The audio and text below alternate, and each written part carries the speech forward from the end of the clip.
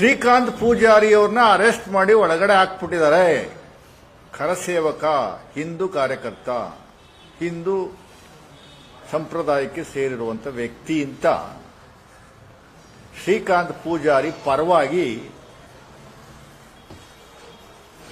ಇಡೀ ರಾಜ್ಯದ ಬಿಜೆಪಿ ಮುಖಂಡರುಗಳು ಬೀದಿಗಿಳಿದು ಲಬ ಲಬ ಲಬ ಲಬ ಅಂತ ಬಾಯಿ ಬಡ್ಕತ್ತವ್ರೆ.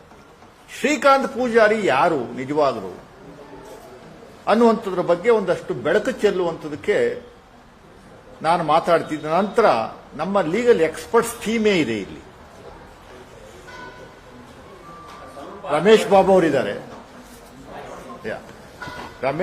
ಅವರಿದ್ದಾರೆ, ಸೂರ್ಯ ಮುಕುಂದರಾಜ್ ಅವರಿದ್ದಾರೆ, ದಿವಾಕರ್ ಇದ್ದಾರೆ, ನಮ್ಮ ಪಕ್ಷದ ಹಿರಿಯ ಮುಖಂಡರು ಮನೋಹರ್ ಇದ್ದಾರೆ, ಅವರು ಮಾತಾಡ್ತಾರೆ. ಈ Srikanth Poojari is an habitual offender. ಅವನ ವಿರುದ್ಧ ಹುಬ್ಬಳ್ಳಿನಲ್ಲಿ ಸುಮಾರು 20 ಕೇಸ್ಗಳಿದಾವೆ. 20 ಕೇಸ್ಗಳು. ಯಾವ ಕೇಸು ಅನ್ನುವಂಥದ್ದು ನಾನು ಒಂದಷ್ಟು ಮಾಹಿತಿಯನ್ನು ಕೊಡ್ತೀನಿ. ಆಲ್ಮೋಸ್ಟ್ ಎಲ್ಲ ಕ್ರಿಮಿನಲ್ ಕೇಸಸ್. ಕಳ್ಳಬಟ್ಟಿ ಸಾರಾಯಿ ಮಾರ್ತಾ ಇರುವಂತ ಕೇಸು 11 ಇದಾವೆ. ದೊಂಬಿ ಗಲಾಟೆನಲ್ಲಿ ಇನ್ವಾಲ್ವ್ ಆಗಿರುವಂಥದ್ದು 3 ಪ್ರಕರಣ ಇದಾವೆ. ಮಟಕ ಜೂಜಾಟ ಪ್ರಕರಣದಲ್ಲಿ 1 ಇದೆ. ಕಳ್ಳತನ, ರೌಡಿತನ ಅಡಿಯಲ್ಲಿ 3 ಪ್ರಕರಣಗಳಿದಾವೆ. ಮುಂಜಾಗ್ರತಾ ಪ್ರಕರಣಗಳಲ್ಲಿ 3 ಪ್ರಕರಣ ದಾಖಲಾಗಿದೆ. ಇಷ್ಟು ಅವನ ಮೇಲಿರುವಂತ ಕೇಸ್ಗಳು. ಕಾಂಗ್ರೆಸ್ ಪಕ್ಷನೇ ದಾಖಲು ಮಾಡಿರುವಂತ ಕೇಸ್ಗಳಲ್ಲ. ನನ್ನ ಹತ್ರ ಮಾಹಿತಿ ಇದೆ. ಹುಬ್ಬಳ್ಳಿ ಪೊಲೀಸ್ ಸ್ಟೇಷನ್ ಇಂದ ತೆಗೆದುಕೊಂಡಿರುವಂತ ಮಾಹಿತಿ ಒಂದಷ್ಟಿದಾವೆ. 2008ರಲ್ಲಿ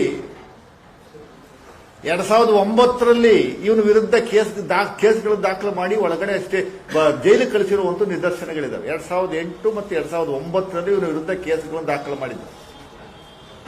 ಆಗ ರಾಜ್ಯದಲ್ಲಿ ಯಾವ ಸರ್ಕಾರ ಇತ್ತು?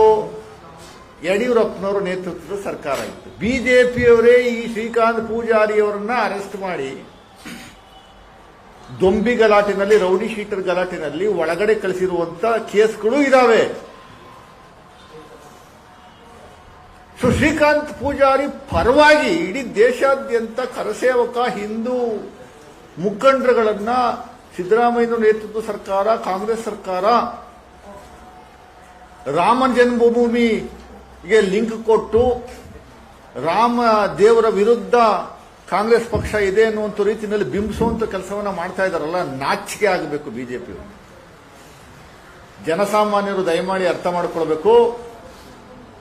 ಬಿಜೆಪಿಯವರ ಸಂಸ್ಕೃತಿನೇ ಇದು, ಬಿಜೆಪಿಯವರ ಮೈಂಡ್ ಸೆಟ್ಟೇ ಇದು. They are there only in favour of criminals. They are fighting in favour of criminals. ಅವ್ರ ಪಕ್ಷದಲ್ಲಿರುವಂತ ಬಹುತೇಕ ಮುಖಂಡರುಗಳು ಅದೇ ಕ್ರಿಮಿನಲ್ ಬ್ಯಾಕ್ ಗ್ರೌಂಡ್ ಇರುವಂತವ್ರೆ. ನ್ಯಾಚುರಲ್ ಆಗಿ ಅವ್ರ ಪರ ನಿಲ್ತಾರೆ. ಅದಕ್ಕೆ ಬೇರೆ ಬೇರೆ ಬಣ್ಣಗಳನ್ನ ಕಟ್ತಾರೆ. ಅಶೋಕ್ ಅವರು ಮತ್ತೆ ವಿಜೇಂದ್ರ ಅವರು ಮಾತಾಡುವಂತ ಸಂದರ್ಭದಲ್ಲಿ ಅವ್ರೇನು ಮಾತಾಡ್ತಾರೆ, ನಾನು ನಮ್ಮ ರಾಜ್ಯದ ಜನಸಾಮಾನ್ಯರಿಗೆ ಮನವಿ ಮಾಡ್ಕೋತಾ ಇದ್ದೀನಿ, ದಯಮಾಡಿ 99% ಸುಳ್ಳಿರುತ್ತವ್ರು. 1% ಸತ್ಯ ಅಚಾನಕ ಬಾಯಿಂದ ಬಂದಿರುವಂಥದ್ದು. ಮಿಕ್ಕಿದೆಲ್ಲ ಸುಳ್ಳು ಹೇಳುವಂತ ಒಂದು ಪ್ರವೃತ್ತಿನ ಬಿಜೆಪಿಯವರು ಬೆಳೆಸ್ಕೊಂಡಿದ್ದಾರೆ. ಅವು ಯಾವ ದೇಶಭಕ್ತ, ಏನು ಅವ್ರ ಕೊಡುಗೆ, ಏನು ಅವನು ಯಾವ ವೀರ, ಅವನ ಪರವಾಗಿ ಯಾಕೆ ನೀವು ಸ್ಟ್ರೈಕ್ ಮಾಡ್ತಾ ಇದ್ದೀರಿ ಅನ್ನುವಂಥದ್ದು ಹೇಳಿ. ನಾವು ಯಾವುದೇ ಕಾರಣಕ್ಕೂ ಯಾವ ಹಂತದಲ್ಲೂ ಯಾವ ಅಡಿನಲ್ಲಿ ಅವ್ರನ್ನ ಕಸ್ಟಡಿಗೆ ತೆಗೆದುಕೊಳ್ಳುವಂತ ಕೆಲಸವನ್ನ ಮಾಡಿದ್ದೀವಿ ಅನ್ನುವಂಥದ್ದು ಇನ್ನ ಬಹಳ ವಿವರಣೆಯಾಗಿ ರಮೇಶ್ ಬಾಬು ಅವರು ಹೇಳ್ತಾರೆ, ಸೂರ್ಯ ಅವರು ಹೇಳ್ತಾರೆ. ಅವರೆಲ್ಲ ಕೇಸ್ ಅವರಿಗೆ ಲೀಗಲ್ ಎಕ್ಸ್ಪರ್ಟ್ಸ್ ಇದ್ದಾರೆ. ಲಾಂಗ್ ಪೆಂಡಿಂಗ್ ಕೇಸಸ್ ಅಡಿನಲ್ಲಿ ಹೈಕೋರ್ಟ್ ಡೈರೆಕ್ಷನ್ಸ್ ಮೇರೆಗೆ ಇಡೀ ರಾಜ್ಯಾದ್ಯಂತ ಇವನು ಒಬ್ಬನ ವಿರುದ್ಧ ಅಲ್ಲ ತನಿಖೆ ನಡೀತಾ ಇರುವಂತ ಎಲ್ಲಾ ಪೊಲೀಸ್ ಸ್ಟೇಷನ್ಸ್ಗಳಲ್ಲೂ ಯಾವ್ದಾವ್ದು 25-30 ವರ್ಷದಿಂದ ಹಳೆ ಕೇಸ್ಗಳು, ತಲೆಮರೆಸ್ಕೊಂಡಿರುವಂತ ಕೇಸ್ಗಳಿದ್ದಾವೆ, ಅವನ್ನೆಲ್ಲ ಹುಡುಕಿ ಕೋರ್ಟ್ಗೆ ಸಬ್ಮಿಟ್ ಮಾಡುವಂಥದ್ದು, ಕೋರ್ಟ್ಗೆ ಹಾಜರುಪಡಿಸುವಂತ ಕೆಲಸವನ್ನ ಮಾಡ್ತಾ ಇದ್ದೀವಿ. ನಮ್ಮ ಸರ್ಕಾರ ಬಂದ ಮೇಲೆ ಸ್ವಯಂ ಪ್ರೇರಿತವಾಗಿ ತೆಗೆದುಕೊಂಡಿರುವಂಥದ್ದಲ್ಲ. There is a direction from court, high court of Karnataka.